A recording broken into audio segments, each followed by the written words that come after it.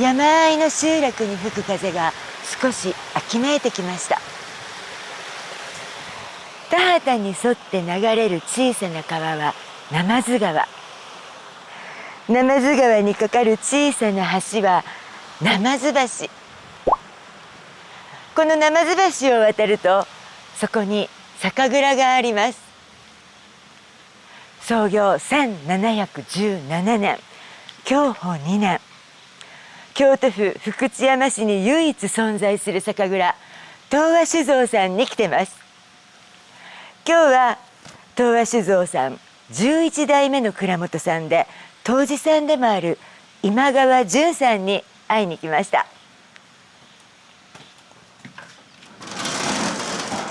こんにちは。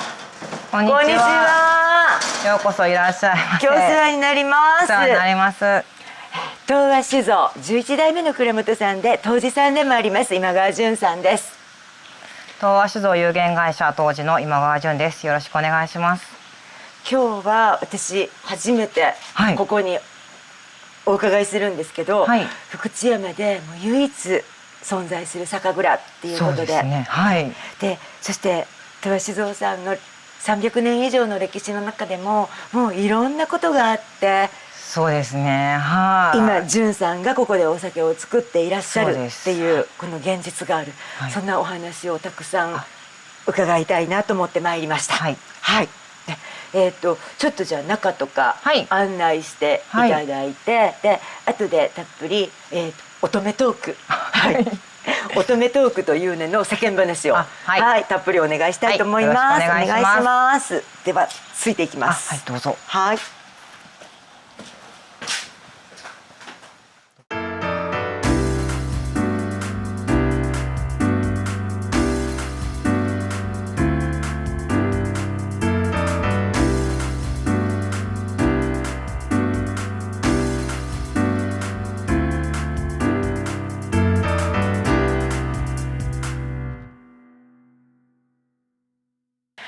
仕込み蔵に来てます。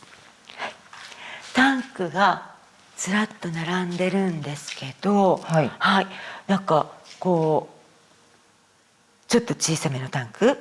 がずらずらっと並んでますよね。これは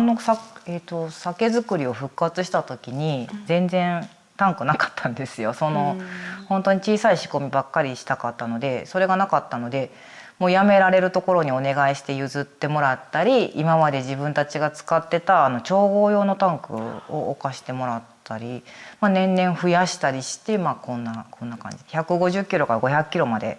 このタンクを回して年間必要な分を作ってます。ブレンド用のタンクとかが混ざってるんですね。だから穴が1ケしかないんですよね。普通は2ケあって上から折り引きとかできるんですけど、そういうのは一切できないです。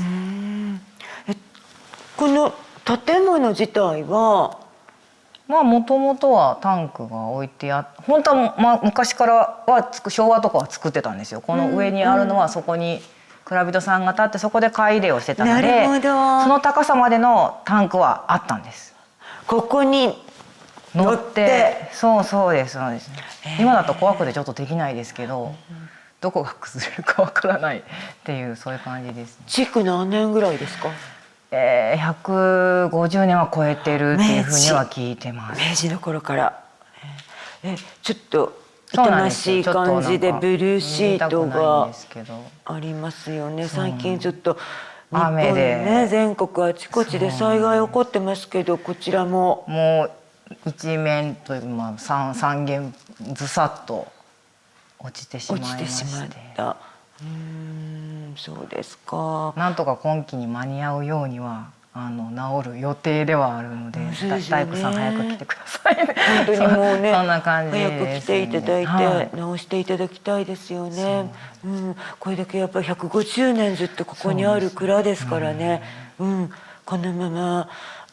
ずっとあってほしいという願いを大工さんに叶えてもらわなければ。そうですね。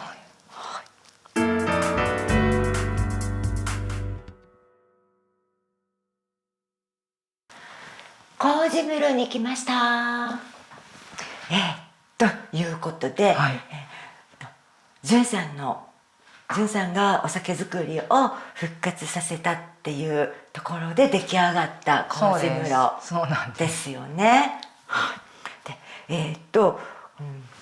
ここに箱がありますよね。はい、で、ちゃんと布も出ているということは、はい、今から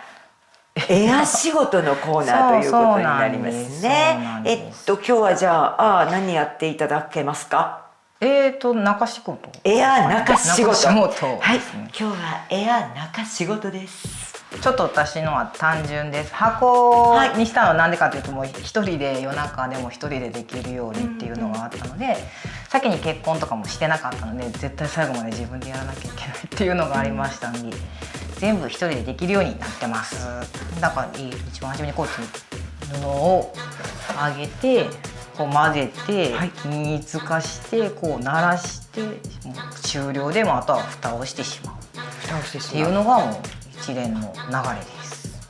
この箱の大きさっていうのは、もう純さんがやりやすい大きさ？いや違いますね。ほぼほぼ灘菊酒造のミサさんのところで勉強させてもらった時と、ほぼ写真でバシャバシャっと撮って、同じ大きさぐらいで。同じ大きさです。はい、同じキロ数盛れるようにしてもらって作ってもらいました。なのでミサさん様々ですね。やっぱりお手本になる蔵があるっていうのはありがたいですよね。何にも知らずに行ったんですよ。夏子の酒も知らずに行ったんですよ。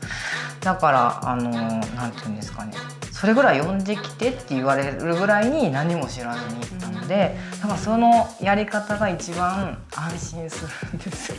だから毎年これでやらせてもらってます。地元の大工さんに作っていただいて、でね、ってことはやっぱり灘菊さんのお手本にしたけど、やっぱこれからこの箱で純さん流のいろんなものに育っていきますよね。ちょっとやっぱ思ったのとはちょっと違う。やっぱり向こうのはもっとずっと使い慣れておられて、そこの場所にフィットしたような形になってますけど、こんな風になるんだっていうことの繰り返しでしたけど、今はなんとなくつかめて、結構いい麹もできるしっていうので、作り分けができるので気に入ってます。もう箱が純さんにフィットしてきてましたね。もうそうですね。ちょっと腕短かったみたいで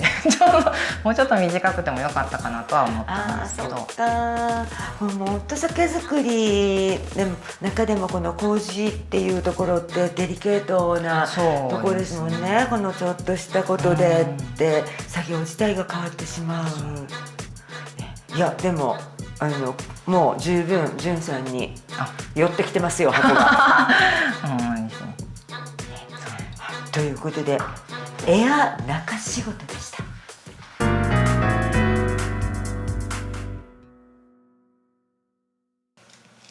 純さん、蔵の中いろいろ案内していただいて拝見して、もう私も純さんのなんか思いとかをたくさんじゃないけど伝わってきて、ありがとうございます。ありがとうございます。この蔵ね、1717年に創業されて300年以上の時間が経って、でいろんなことが終わりになられて、まず純さんは大学で法学部だったんですよね。そうなんですよ。はい。ってことはもうお酒とは全然関係ないジャンル。そうですね。もう小さい頃からもあなたは出ていく人なのよみたいな、そういう扱いだったので、もうお酒も作ってなかったですし、こういう酒に携わって生きていくことはないなっていうふうに思って生きてきました。1717年の創業からもうずっと時が流れて、この蔵でお酒造りをやめるっていう決断をされたのが、一応私の父がしたんですけど、昭和52年に。その時はきっかけは井戸が突然枯れてしまって、もうその時も蔵人さんとかも来られてたんですけど、もうできないからっていうのでちょっと小旅行に行って解散したっていうふうに聞いてます。昭和52年か。でその後私生まれたので、で酒造りはもう一切してない、見たことないくて、そのまま育ったっていう。でも小さい頃にね、でもそれでもこう酒蔵じゃないですか。そうですね、このもう建物から何からもう匂いからかって、でこうご自身が酒蔵に生まれたんだっていうのはそれは分かってます。酒に関してその後はやってたんですよ。作った後のそのろ過とか瓶詰めとかそういうのは一切やってたので、そういう意識はちょっとはあったんですけど、だから納豆食べちゃいけないとか、そういう基本的な作りのことは全く知らずに育ったっていう感じです。それからまたさらに時が流れて、純さんがこの蔵に戻ってこられたって言っていいからおかしいですけど、この蔵にこう就職されたっていうのが、これがいつなんだろうな、そこら辺ちょっとあやふやなんですよね。その25、6歳ぐらいの時だったので、何年ですか？何年なんでしょうね。15、6年前ですね。その時この蔵で戻ってきて、この蔵でお酒を作るために戻ってきたっていうのではなかったんですよね。これがもう本当に来月の予定も立たないぐらい、毎日次の自分の行く先じゃないですけども、両親含めてどうやって生活していかないといけないのかっていうのを考えないといけなかったので、法学部っていうことで廃業の手伝いをしてほしいっていうふうなことで私は蔵に入った。廃業の手伝いをするためにこの蔵に就職して、もう辞めるっていうことをやるために戻った来た人ですよね。でも今ここでお酒作ってらっしゃるじゃないですか。そうなんですよね。本当に廃業ってすごく労力がいる。お金ももちろんいりますし、でもうその時20代半ばで、もうずっともうこのままもう20代も30代もずっと生活に追われて、親っていうか両親の面倒を見てこう暮らしていくのかなっていうのがもうすごくこう絶望じゃないですけど、全く未来がないように感じたっていうのがあって、でそれでもうそんだけでずっとこう私は外に出ていくって思われてて、もう性格もすごいきついっていうふうにもちっちゃい頃から言われてて、でそれでやっぱりあの子が潰したんだみたいなふうに言われるのもなんか正直しんどかったっていうのがあって、本当は私じゃなくてもっとやるべき人がいたのに、なんで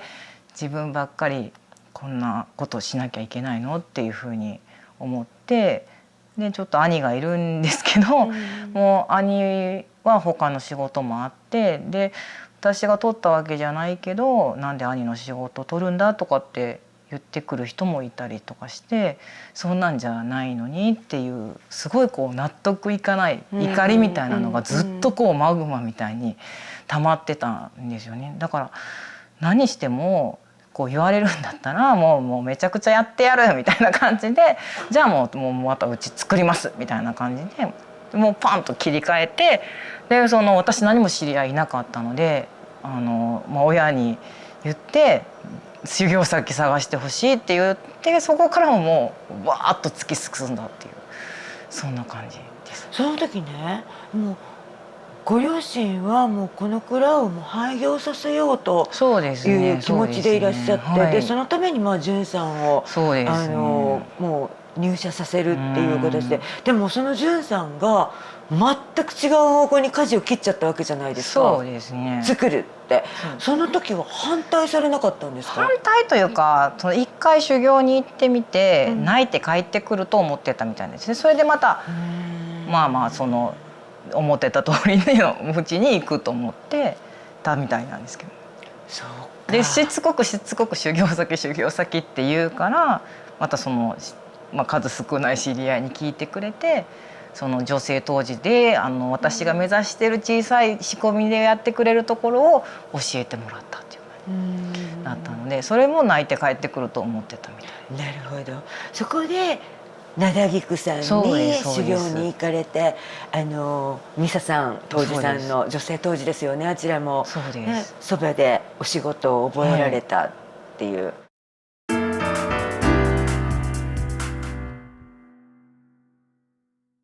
今どう思われます？廃業っていうところはもうスパンって切り捨てて、続けていくっていうふうに舵を切って、で修行に行って、でもうあれも勉強してこれも勉強して、いやまだ足りないけどってそんなこと言ってる場合じゃない、もうお酒作ってリリースしようみたいなところがあって、でもう今になって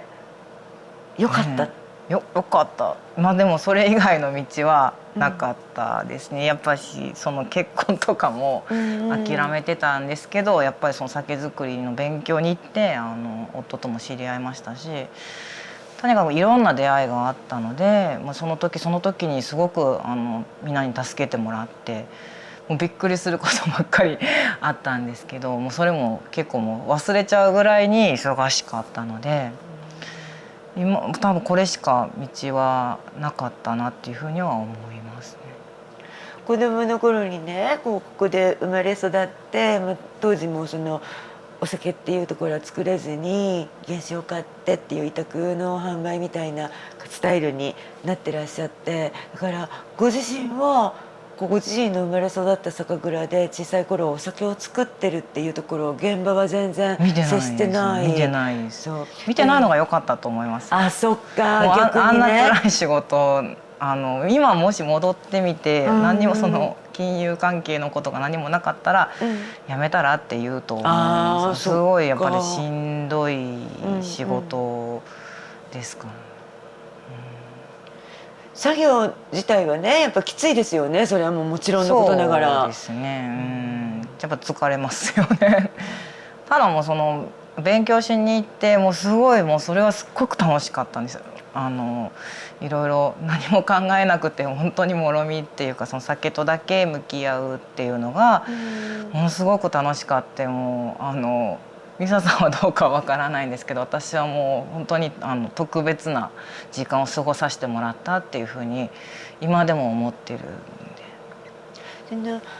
前があったから余計にそう思われたんですかね。そうですね。戻ってきて辞めるためにやることがあるっていうところをこうずっとこなしてこられて、で今度は生み出すっていうところに行って、だから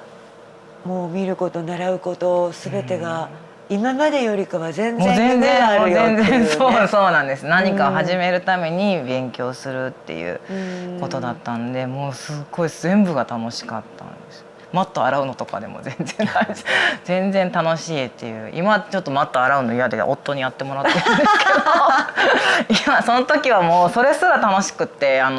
もうウキウキしてやってたので、そうなんです。でもそういうのってね、こう忘れがちですよね。例えば酒造業っていうのではなくって、我々もね、ふっとしたところでなんかポンってありがたさとかこれができる喜びとかっていうところを忘れがちですよね。私もちょっとさっき蔵をずっと案内していただいて、でちょっとこういろんなお話も間間で聞いてる時にね、思ったのが自分がものすごく仕事をする上で忘れてることを全部思い出させてくれたなって思って、なんかねちょっと感動して。ありがとうございます。なんでしょう、こう大事なことっていうのをおざなりにしてしまうんだなっていうのを時間が経てばそこに慣れてしまって、しばらくこう忘れてたありがたさとか、生み出す喜びみたいなものを全部今日思い出させていただいて、でも今日なんかちょっとすごいいい日だなって思ってるんですけど。でも私も忘れてますけど、ものすごくいろんなものがもうありすぎちゃって、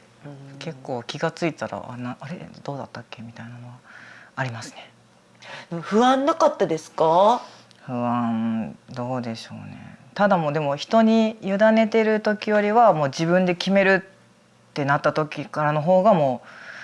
全然大丈夫でしたね。もうやると決めた以上はそうですね。あんまりその大きい山だとは思わなかったというのもあるし、もう一個一個階段を細かく設定して小さな山をたくさん越えていくっていう気持ちでやりました。昔からそうだったので強いですね。そうですね。自分で何とかする方が気が楽ですね。そうやってお酒作りを復活させて純さんが、作ってるお酒の中で6缶、はい、漢数字の6に喜ぶで6巻そうですね。あれってどういう意味があれはちょっと一応なんかダブルミーニングじゃないですけど、2つの意味があって、初めはその5巻とか第6巻とかあるじゃないですか。それで心も喜ばすお酒にしたいっていうのと、あとこの地域がムトベという地域なので、ムトベにこう今までこう地酒じゃなかったっていうのがすごくこう、自分が気にしてたところがあって、もうそれやるんだったらとことん地にこだわっていきたいなっていうのがあったので、ムトベの米とムトベの水とムトベの空気とムトベの人でやるぞっていうのがあったので、ムトベの喜びで6巻というふうにつけさせてもらいました。ね、あれもラベルも地元の方が、あれはね地元じゃないんですよ。私のいとこが染色作家なので、何から何まで私の気持ちを理解した上で作ってくれてます。第6巻の6とこのあたりが六人べって書いてムトベなんですよね。このムトベの6で喜ぶっていう字で6巻っていうのが一つ、もう代表的な作品で、あとはもうメインブランド。そうですね。福知山の福知山2000石という福知山温度から由来をもらって、その銘柄は昔から使っているので、それを2本立てでさせてもらってます。福知3万2000石と6巻と2つが純さんが作られたお酒ね。まだまだね純さんもこれからやりたいことっていっぱいおありだと思うし、でこの蔵が生まれ変わって10年だから、これから先もっともっと先があるわけですし、たくさんの方に飲んでいただきたいですよね。まずはね、まずは飲んでなんかちゃんと福知山に酒蔵あるんだぞっていう、そして美味しいんだぞっていうのをみんなに知ってもらって、こちらの方に来ていただくきっかけとかになったらすごく嬉しいなっていうふうに思います。皆さん福知山に酒蔵はありますよ。あります、ここにあります。福知山のブランドは東和酒造さんの福知3万2000石、そして6つの喜びと書いて6巻。どんどんたくさんの方にね飲んでもらいたいって今倉本東司さんもお話しいただいた通りなので、もう何としてでもね純さんの作ったお酒をうわっと広めたいですよね。わっと本当広めたいです。こう今日ちょっとすごく6巻と福知3万2000石と、それから東和酒造純さんが身近に感じた一日で、ありがとうございます。なんか今日来てよかった。ということで、今日は福知山、京都府福知山唯一存在する酒蔵です、東和酒造さん。純さんは蔵元さんとして11代目。そうですね。11代目の蔵元さんで杜氏さんで、そして、この蔵が長い間お酒造りをお休みされていたのを10年前に純さんが復活させました。福知山でお酒作ってます。皆さんもぜひ福知3万2000石、そして6巻東和酒造のお酒を知ってください。今日純さんどうもありがとうございました。